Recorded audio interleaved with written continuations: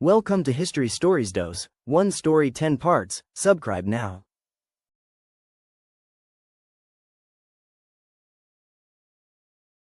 This map shows the Mongol Empire as it stood in 1251.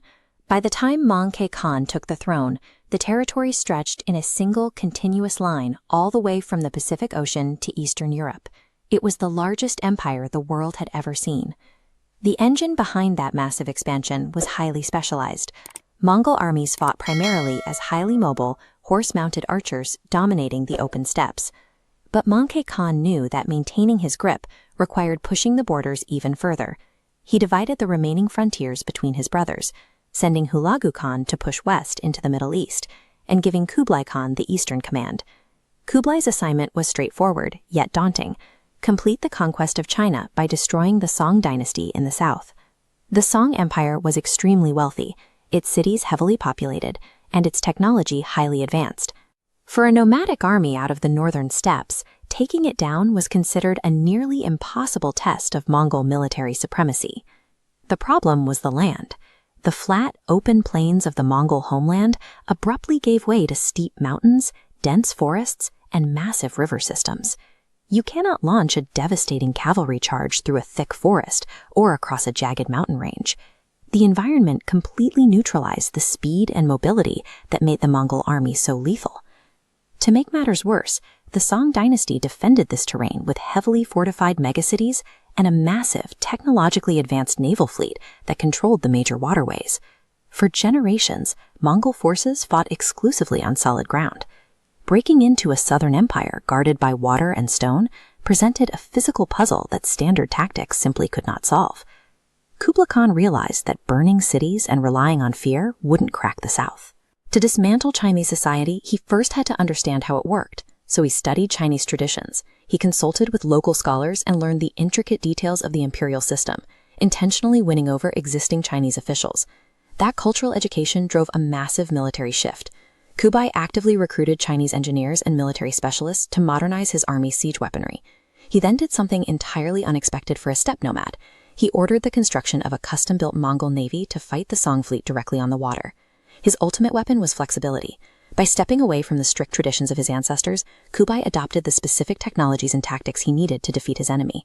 But his momentum suddenly halted in 1259.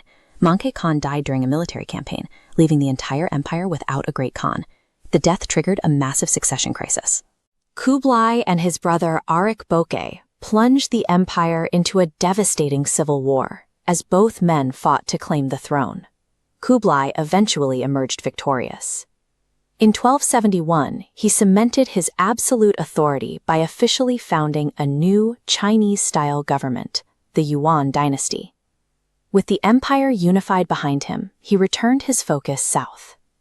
In 1279, at the Battle of Yamen, Kublai's newly constructed navy cornered the remaining Song fleet and completely annihilated it. The last loyalist officials chose death over surrender. With their destruction, all of China was united under a foreign conqueror for the first time. From his new capital, a city that would eventually become modern Beijing, Kublai Khan now governed an empire containing tens of millions of people. This absolute control over such a vast area created a period of profound stability known as the Pax Mongolica, or Mongol Peace. Suddenly, merchants could travel across the entire Asian continent in relative safety. This ancient map detail shows a camel caravan traveling among the trade routes, illustrating how global commerce flourished.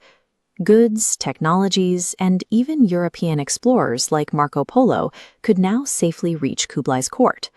By adapting his military and government to the local culture, Kublai ultimately created a deeply connected cross-continental network of commerce and ideas. This map reveals the fatal flaw. The territory had grown too large for efficient communication, causing regional leaders to disagree. As they adapted to localized populations, the shared identity dissolved, fracturing into 4 completely independent khanates. Kublai's ingenuity conquered China, but the unified world his grandfather built was gone. And while Kublai ruled the east, his brother Hulagu was marching west, preparing a campaign of total destruction in the Middle East. To be continued in Part 8.